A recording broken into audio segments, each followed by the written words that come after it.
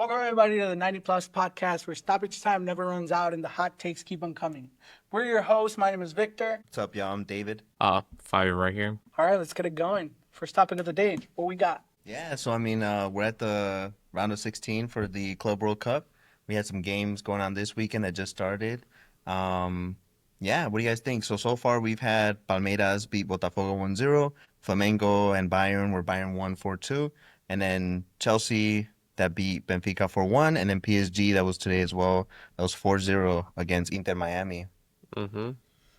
Yeah, a lot of talking points. Where do you want to start? Any of them stick out to you more than you? Honestly, to me, I feel like all these were predicted. Like Bayern versus Flamengo, I think we all could have said Bayern was going to win. Chelsea, Benfica. I think Benfica's a good team. I didn't expect them to lose that much.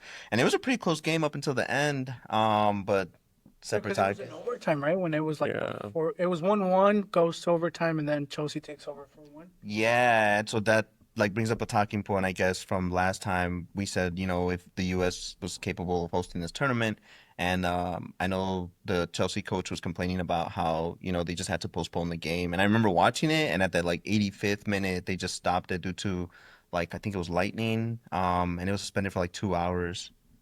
Yeah, 2 hours, that's a long time to expect players to also be how you were saying, be focused on the game. I don't know, in 2 hours you cool down, you lose focus, you're watching TV, doing your post game, and then for you to come back, play 5 minutes. Yeah. And you're expecting it to be full on 5 minutes. I'm did they even get time to warm up again and stuff like that? Or was it just no, you guys? I think by regulation you have to have time to warm up, but it's not the same. I do agree with what you're saying. It's a complete reset, almost like playing a separate game. And I think it's a little crazier, especially because like I said last time too, we have the stadiums here in the U.S. where this wouldn't happen. Mm-hmm. I mean, even just today, the U.S. and Costa Rica were playing in Minnesota with a covered roof, roof, and that would have been fine.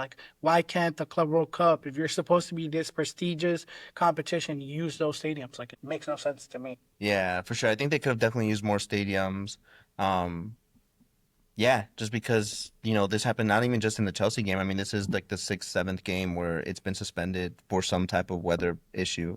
And I know some people are saying it's just, the weather and they can't control it, which I get. But like you said, we have stadiums that are enclosed that they could have played in. But I mean, that's a part of the issue. But what do you guys think? Any of these other games? Yeah, well, just to add to the stadium, I do think the other reason why they wanted to do this Gold Cup, not the Gold Cup, World Cup, in the U.S., it was more like a testing run. They want to see what are the actual things that are working out. Can they host games that actually hold thousands of people? Because I feel the first time they're trying that out was in La Copa America con Last year, right? Colombia and Argentina, and 2 hour delay, and that's where they saw that they need to fix some of this stuff. So I feel these are kind of trial runs to see what are the things that need to get fixed for the World Cup. For the actual World Cup? When the World Cup comes around, literally the entire world is looking at these stages, stadiums and stuff like that. So you gotta get it right. Yeah, you're right. Really quickly, in my opinion, and we'll get into a later topic, but just to say with Fabio, do you guys think we're ready for a World Cup? Baseline, I don't think we are. I don't think the U.S. should be hosting. I think the game should be split between Canada and Mexico, who has proven that they could host a World Cup. That's just my point right away. Yeah, I don't want to get into too much into it, but yeah, I think after seeing this in the Club World Cup, yeah, we can definitely see that the U.S. isn't capable of hosting a World Cup. That's I want to say a different magnitude than what the Club World Cup has been. We talked about this the last time, how some stadiums were empty, and we probably won't expect. They weren't completely empty, right? But they weren't as packed as people expected. So I think for the World Cup, we are going to see those packed stadiums, and that's going to make a difference. Yeah, for sure. Back to your original question, though, about any of the games standing out. I was a little surprised, just a little, between the Palmeiras Botafogo. I think those were the closest matched of all the teams playing. Mm-hmm. I think all the European teams we kind of expected to go through. Some maybe struggled a little bit more than we originally expected, such as the case was with Chelsea. PSG, I think they're one of the best, if not the best club right now, so I didn't really really expect them to struggle much. Bayern with Flamengo, it was an alright game, but yeah, that Palmeiras Botafogo. I mean, I don't know. I think it was a lot closer than I expected. I thought it was going to be like a 3-1 Botafogo or something closer to that. But even with that, like, I don't know if that would still count as a major surprise, given that they do play each other often. So. Right. I don't think it's a big surprise.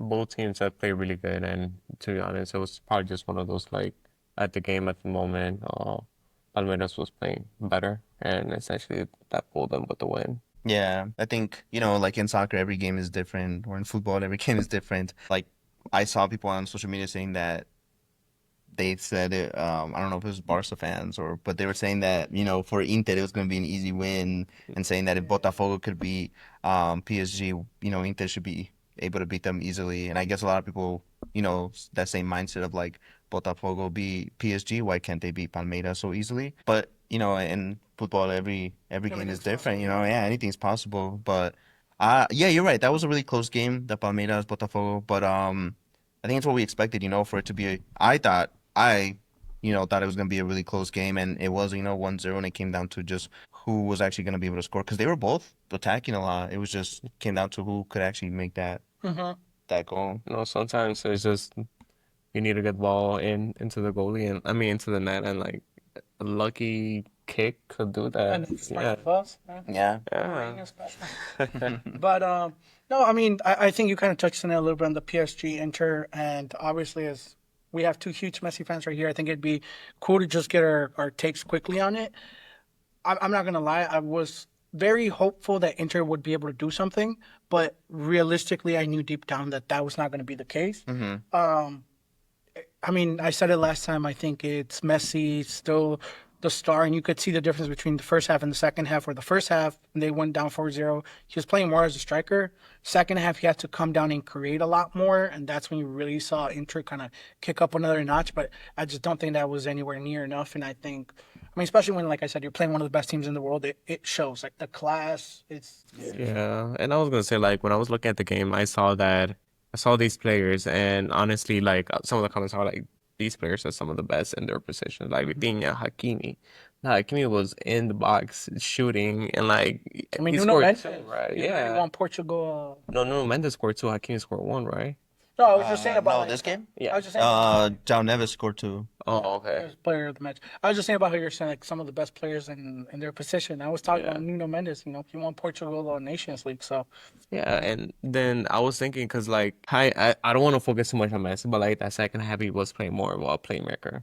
He was trying to have Yeah. the balls go through him, and we did see a change where they're like starting to be pushing more forward. But at the same time, like, a team once you're up 4-0, they're not gonna go as attacking as they did that first half. So it makes sense that like they didn't score. I was suspecting them to score at least like one or two, but like obviously that attack wasn't as efficient as the first half, and that's because like they know they're winning 4-0. They don't need to like score more. But I will have to say there were a couple times where like Messi, there was one where he lobbed it to Suarez. I'm and like, Suarez, yeah, that should have been a goal. you should have taken it first time. Like that was all you, and like you could tell that Suarez like it.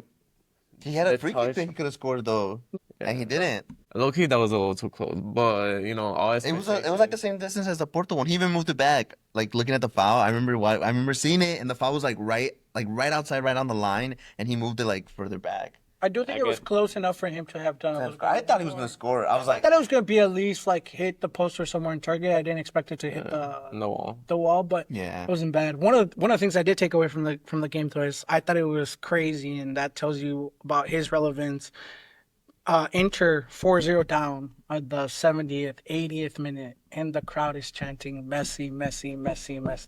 I think, Legend. Yeah. I do that. yeah. I mean, yeah, on the one half I do see it, but like on the other half, it's also like I don't see them doing it. Like, for example, and not to throw shade, but a more direct comparison, like Luka Modric, right? Like, he's a legend. These are probably his last games with Madrid before he goes and joins Milan, and I don't see them chanting like Modric, or like. Well, it's also different when I'm playing in Spain, like for Real Madrid. Like, I get a lot of the fans are Real Madrid fans, but it's not the same thing as like in Spain. Like, I'm sure if this was in Spain, they would have been chanting his name, here in Inter. And I think that's crazy that you bring that up, because I remember watching the game, and even the commentators were talking about how much the fans they just wanted him to score, and even like the last 10 minutes, everybody was just giving the ball to Messi to try to score, and I was like, that's crazy. They care more about him just scoring a goal than even winning the game. I mean, yeah. Also, like, if you're a At that point, fan, at you that gave point up, too, but four yeah. four zero, yeah. What are you gonna do? But then also, like, I think it turns back to what Fabio was saying. It's like, on the one hand, you could see, like, yeah, they were just giving him to try to score. But on the other hand, it's like,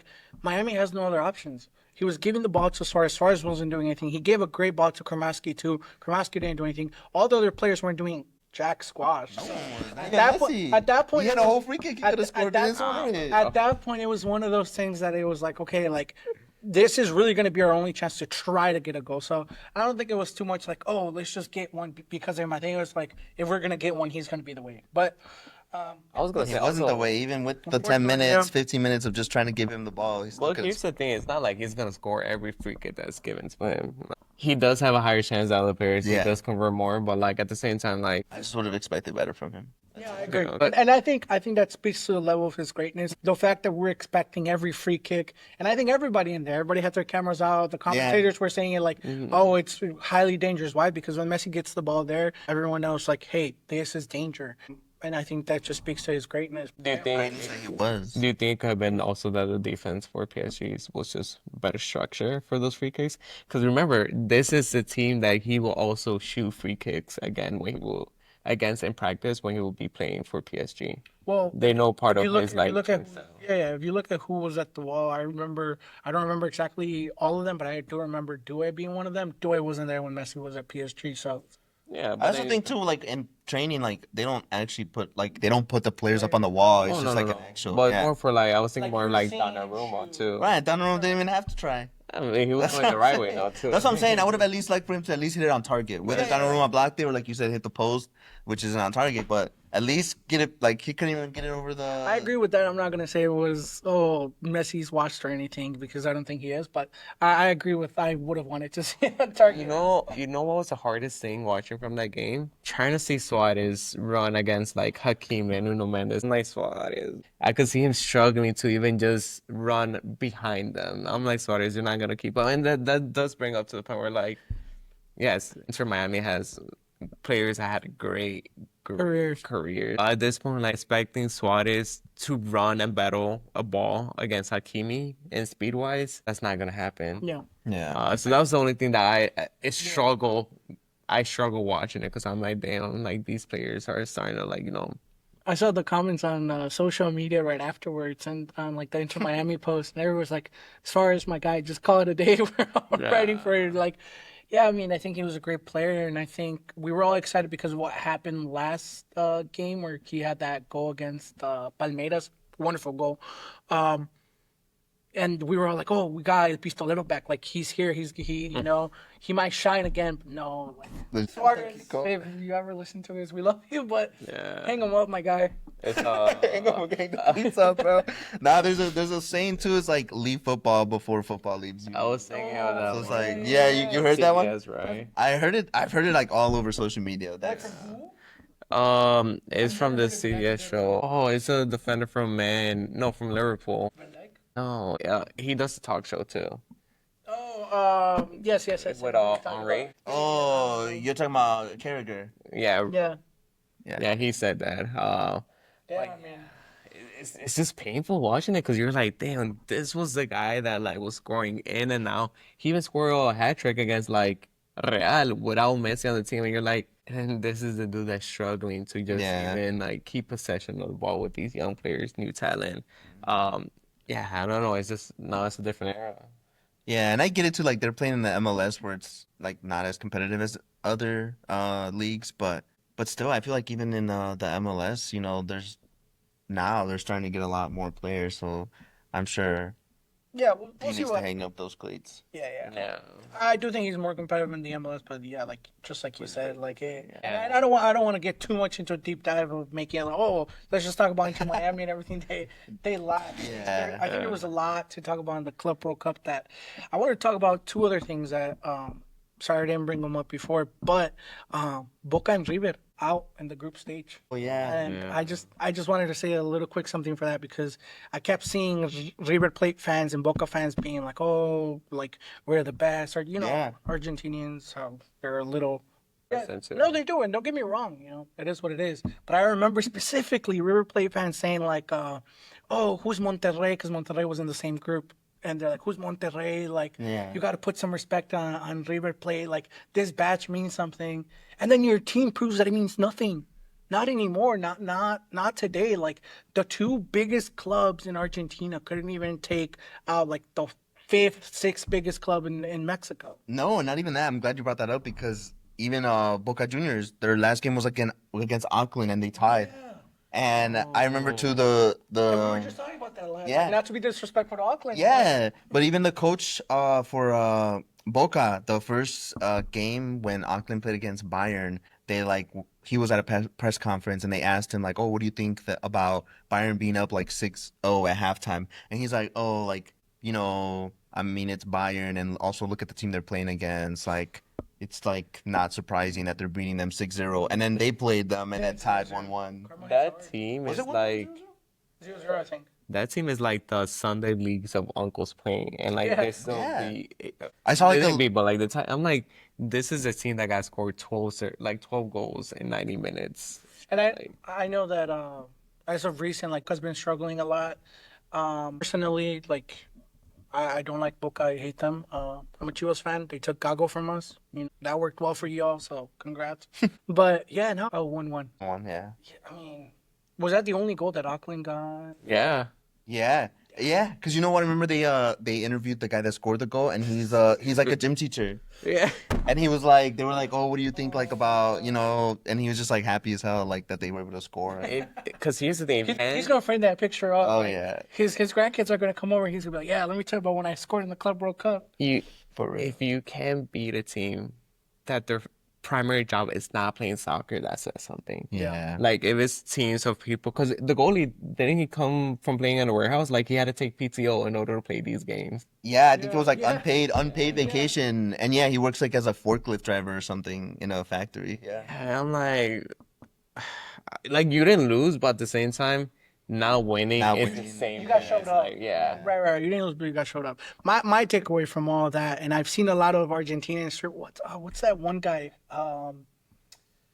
He's like very famous in Argentina. He's like a Messi, we're about to- he's like a streamer. He streams every day. I'm really blanking on his name right now, but Nando, something like that. I can't remember. But a full bunch of Argentinian streamers that specifically stream about soccer were talking about it, and I want to reiterate this point: Liga do Brasil, Liga MX, Argentinian soccer. And y'all could say whatever you want about our national team. Sure, Argentina's better than Mexico, whatever. But our local leagues, we're here, y'all here. Like, just remember that. Like, and that's my Yeah. real perspective of it. Yeah. And those weren't even our best teams. Like Monterrey, Pachuca were. At the moment, I mean, at the moment, and yeah, I don't know, don't want to talk too much about the leagues, but I mean, you're definitely right. I think it's just more so like the disrespect that they can, disrespect Monterrey, like, oh, who are they, da da da, this, Same with that. Auckland, Yeah, and then to go and not even make it out the group stage. Okay, but I was gonna say now we talked about one of the competitions happening at this moment. Let's talk about the other one, the Gold Cup. Yeah. Well, before we get into the Gold Cup, there's still a couple games left. I mean, they're pretty, to me, I would say but if you guys want to talk about Yeah, why don't we go? Why don't who we we do predict. predictions? Yeah. Yeah. Quick predictions, then we'll get into. Yeah. So we got Inter, Fluminense. Should we do quick fire? Like, just ask. We'll go down the line, Yeah. and we'll talk if we got any. If we got an interesting one, yeah, Inter, Fluminense. What do you think? The score wise, Just more so, who do you think is gonna go through? Inter, but at the same time, I don't know.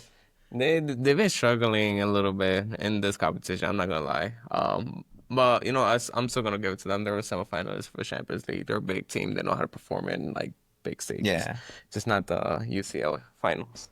I do think if anybody loses from, no, actually I can't even say that because I believe.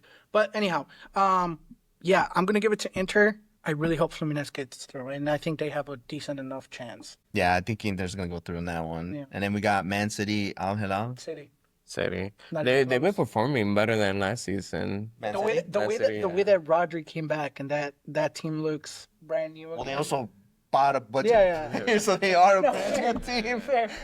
That's Um, every That's Man season City, for right? them. That's Yeah, Man every City. season. I don't know though. I think Man City's gonna go through, but I'm interested to see how Al Hilal will play because they played really well against That's just because you're Real a Madrid. Madrid. That's just because you're a Madrid no, fan. no. No, they played good against Madrid, and they have good players. Like if you look at their dude, they have João Cancelo, they have Ruben Neves, they have Name me a non-European player from Al Hilal. That's not the point that we're trying to say. We're saying that they're playing good. They know I good do think they were playing soccer. good.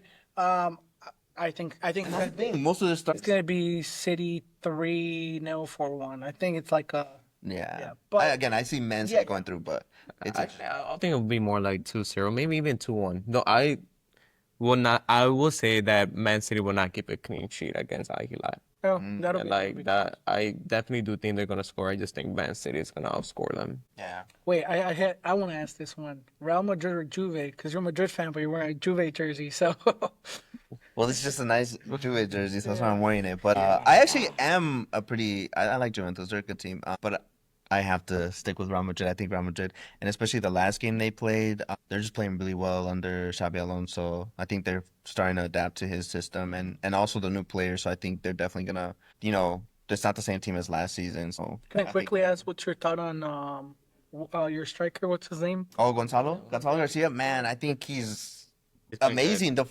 I'm gonna be completely honest. The first game in the Club World Cup where he scored a goal, I guess against Al Hilal to tie it, and it wasn't that nice of a goal. I think he like tried shooting it, hit it all bogus, and it just ended up going in. But he scored. Yeah. But then against Pachuca, he had a super nice assist where they like crossed it, low driven on the ground to him, and he just one timed it to Arda that was running in and was able to score by himself. And then that last goal he scored against RB Leipzig, yeah, Salzburg. Did you guys see the goal he scored? Yeah. Where he tipped the goalie? Class, man. This guy? I thought it was a low driven shot to the corner of the net. No. It was one where he stole the ball right at the end, and it was just him and the goalie. The goalie came out a little, and he chipped it. Oh, okay. Yeah. No, super nice goal. I think he's definitely building that confidence, and I think apart from Mbappe, right, I think he's also a striker we've been looking for with that like Jose Lu, Yeah. like build. I was gonna say for that game, I'm actually kind of excited because I'm gonna be 100% honest. I do watch Real Madrid games just so I could say that like they're not playing that well and stuff like that. Criticize it, I guess. But I will have to say for the first time, I'm starting to see that they're actually playing like a team. Yeah. Because with Ancelotti, it would just be Vinicius running up, Mbappe running up, whoever they put on the right wing that game because they will switch that position so many times. Yeah. But now for the first time, I'm actually seeing them actually try to do like build plays, not just Mbappe's run. I want to try to send it to him so he can outrun all of them. Like, no, they're not trying to do that. They're like, all right, we're gonna focus on this area, switch it, and then cross or stuff like that. So I'm excited to see how they play against Juventus because this is gonna be like the first team that Xavi Alonso is playing against that has quality like players, have a quality coaching and stuff like that. So it's gonna be like the first team that is gonna test their new tactics, how the chemistry of the team is working. So that's not what I'm excited The for. other, and again, every game is different, but the other thing we have to remember too is Juventus lost like what 5-2 to Man City. Yeah. Even though they were doing really good in all the other games, but Man City did destroy them. I do think Madrid gets through, and I don't even think it's close. I don't think Juventus has been playing at the level that we were used to seeing them in the last 10 years. Maybe like the closest I could see would be like a 3-2, and that's just because Like a what? yeah that but like I don't see it like 1-0. Like I do see Madrid's like attacking prowess, and I think they're going to be more high scoring. Yeah. That's why. But yeah. And then I'm kind of more interested in also seeing the Real Madrid's defensive line.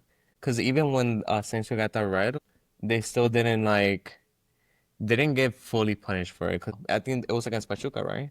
he got the red. Yeah, Asensio. Yeah, I think you're right. Yeah, like the attacking line for Pachuca, like they were just struggling to even get Yeah. to the side of it. So But I think it was Pachuca, like respectfully. yeah, definitely. That's what I'm saying. Like the red didn't actually like punish them a lot, just because it was already gonna be a game where like Pachuca was not gonna have the ball a lot to like take attacks Yeah. and stuff like that. Yeah.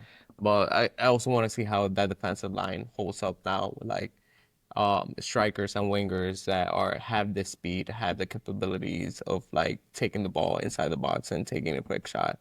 Because I was gonna say like the defensive for Real Madrid was something that was on everyone's eye and radar this past season because it was bad. Like they were giving balls away, on counters and stuff like that. And realistically, their attacking was looking better the second season, but it was just the defensive life for Real that they really struggle. So that's what I'm gonna keep an eye on for sure. Yeah, I think you brought up, I mean that's a good point, but the last game they had a whole they played with three in the back, and they had too many Housen and Rudiger. Yeah. So I think that's actually a really good lineup. The way they were playing. Huh? Do you think they should still consider playing Rudiger? Because he just coming out of injury. I'm like, oh, he just came back from surgery. Was it surgery? Yeah, That's what I was trying to remember. I thought it was something like I didn't think it was he tore his meniscus. Right? It was his meniscus. That's Yeah, what so it's only like 6 weeks 6 weeks. recovery. Yeah.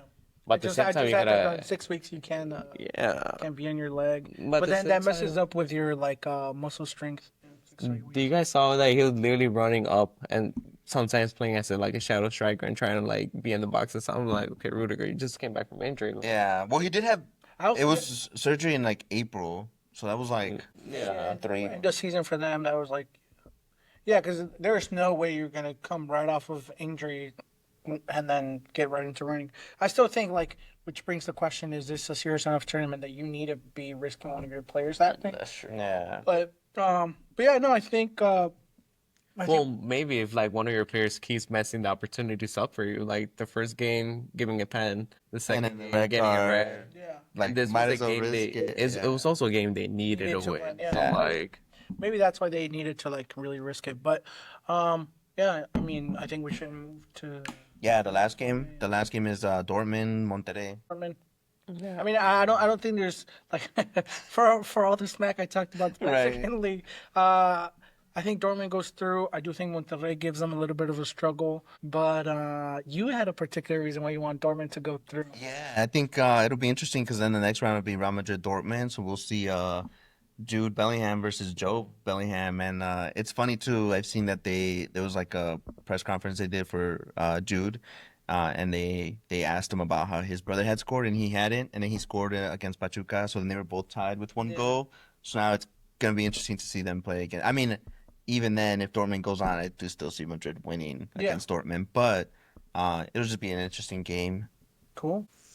Yeah, he looks- maybe. I don't know. Oh, they tied against Inter, so you also never know. Yeah. Yeah. But- I would say it's gonna be a hard game for them. Like it's gonna be well played, but at the end of the day, I think Dortmund is gonna take it through. Yeah, yeah, for sure. Right, now let's get to the other topic that Fabi wanted to talk The about. Gold Cup. The Gold Cup. Let's do a little bit more like of a quick fire. Do you guys feel cool with that? Or Yeah. Yeah. so yeah, go ahead. Yeah. So teams are at the group stage to just have this is semifinals, right? And then quarterfinals. Now we're on to semis. We're on to Yeah. Yeah, so I'm Panamanian. Lucky I was a little sad that Panama lost to Honduras, but you know, it's part of the game where like realistically, do I think Panama played the better game? Yes. The Honduras goal was one of those goals where like it says like sometimes you just kick it in and you hope for the best and it goes in and like it was deflections and then it went into the goalie. Those goals at the end of the day still count. They might not have been beautiful, but they count. And like sending it straight to penalties. While I was watching the game, I know that in penalties, there are favors, but at the end of the day, it's still gonna be like 50-50, close to 50-50. Yeah. And I was hoping Panama will still make it through. It was a pretty close penalty, but at the end of the day, they lost. Saudi Arabia, Mexico. I think we all thought that, we definitely all thought that Mexico was gonna. I'm Mexico fan, Mexican, but I was a little worried just because when we played them in the World Cup, they had lost. Mexico had lost. You totally forgot about that? Yeah, we In the group stages, and I remember I was like, "Oh, we're gonna win," and then we ended up losing to them. So I was like worried. I was like, "Oh my god, this is about to be Wait. Did we? No. We ended up Tied. winning, but I think we didn't win by the enough amount of goals that we Points. needed. It's We 'cause did. they, I think we beat them 2-1, and we needed to beat them 3-1. They beat Argentina. I think We, that's why they yeah, were- we faced Saudi Arabia. I was seeing the stat. We faced Saudi Arabia 6, now 7 times. Up until yesterday, we had beat them 5, tied once, never lost against Saudi. Yep. See, Yeah, you're right. It was 2-1. Yeah. Right. I completely forgot that we had I faced forgot them about that. before. Yeah, but, yeah. Yeah. honestly, like, I mean, maybe it's just cockiness, but I wasn't too worried about it. I think Mexico's been playing all right. I am worried about the lack of goals from our forwards, or I was until like Alexis Yeah. had that play yesterday. That's a lucky goal too, but Yeah, what we need to talk about, and that is and I told you this is Gilberto Mora, the 16-year-old from Mexico. Man, we always have, in any national team, you have young players that come up and sometimes nothing happens. And we said like Marcelo Flores that had like one game and then never showed up after that, and now plays for Tigres and probably won't ever come back to the Mexican national team. But saw people talking about Gilberto Mora and saying how he looked lost and stuff. But to me, for a 16-year-old, I think he played pretty well. And I know it's probably not the best to say, oh, just because he's 16, but still, I mean, because of him, they scored that first goal. And he had some good plays, throughout the whole game. And again, to be 16 and starting, he definitely just needs to build that confidence. But man, it was good to see someone that age play so well. Yeah. So then let's talk about the other bracket. Costa Rica and Estados Unidos, United States, and then Canada against Guatemala. Canada, Guatemala, tied going to penalties. Guatemala takes it. Costa Rica and United States tied again, and they go to penalties, and All these USA takes it. penalties. Yeah, 3 out of the 4 3 out of the games, 4. which also says a lot because these are the quarterfinals, and you're still expecting teams to still dominate other teams, but no, it's still still pretty close games, and it's also showing that like the Gold Cup is switching into that. I feel like it's switching into a new generation where like teams are doing a lot better, like just national teams are performing a lot better, and especially from like Central and North Yeah. American teams where like some of these countries don't have like a high populations. Yeah. So like how are you gonna expect them to perform well against another team like USA, Mexico that have a high population, have a high like potentials of players that they could get. Yeah, make more money. And I know last time we talked about how we were like, oh, Mexico, Canada, Panama, and US to go through. And this is obvious. Obviously, like, yeah, with just Mexico and US, I think so we're like fifth. So Mexico's playing Honduras, and then U.S. is playing Guatemala. Guatemala. How about let's do a quick round? What do we think there? I'll start with you, Mexico, Honduras. I think Mexico is still gonna take it. Fair. Yeah, I think Mexico is still gonna take it. All right. Yes, same. Yeah, I don't think there's Say that. much. What do you guys think is gonna be the score though? I could see 2-0. I could see 2-0. I was gonna say 2-0. I don't think Honduras actually scored more than one goal in like any other game. So, in the first game, they got scored six by Canada. So I could see. I do want to say that I've seen Mexico struggling a little bit with scoring, but they're still gonna at least put in 2. Yeah. And then what do we say? Guatemala, USA. I'm hoping Guatemala. Really hoping. I just don't like seeing the U.S. advance. No, I'm not scared of them. Yeah, I said we face them in the final. Mexico, I think, still wins. I don't have love for Team USA, and especially after their stars pulled this BS about like Pulisic and McKinney, like, oh, I'm too tired to play. Like, okay, great. I hope your team gets knocked out as soon as possible. Yeah, yeah, you're right. To show that that's what they get for not coming to this tournament. Yeah, I would definitely want to see Guatemala win from the very first game when they played against Jamaica. I thought that they were really like a strong team. And they've been playing pretty well. I mean, even to tie and go to penalties against Canada, who had beat Honduras 6-0. Yeah. That time was like that PK on that was called in Guatemala early on. Really, really soft PK. Oh yeah, the PK for Canada, I don't think they should have stood. Like I think they should have gone through like 1-0. Yeah, but I mean, nevertheless, it happened. The other thing is that we're playing with 10 men down since half, so that was also that probably Guatemala or Canada? Canada. Oh, they got really? a red right before the first half. They had everything. Deserved red, yeah. They had everything set for them, and they didn't know how to take advantage. Well, no, that's how they tied it up. They tied it up in the second half. Guatemala. No, I'm saying Canada. Canada had everything set for them to win, but then, like, they had that 1-goal lead. They had 11 men, and went down to 10. And Yeah, they changed the dynamic. Yeah. What do you think, Guatemala or U.S.? Sincerely, I think it's gonna be 1-1, and it's gonna go into penalties. Yeah, I can see the United States is just not looking dangerously.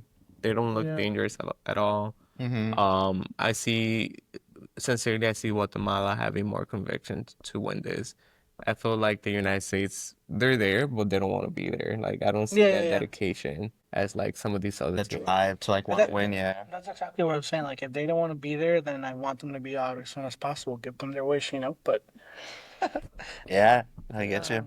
yeah. Any other closing thoughts we have on football so far? I think so. For the upcoming week, we already talked about the predictions. By next Yeah. time, we will already know what's going on with that. Also, by next recording, we will either be right before the Gold Cup final, so semifinals go on Wednesday. We'll possibly know by next time we record who the Gold Cup final champion is. Yeah, we could go from that. But any closing thoughts? It's gonna be a fun week to watch. Lots to talk about. Lots to talk about, yeah. For sure. Well, gentlemen, this was fun. Guys, thanks for tuning in. This was 90 plus. Yeah, catch y'all next time. Yeah, like, subscribe, comment, and we'll see you in the next episode. Okay, bye.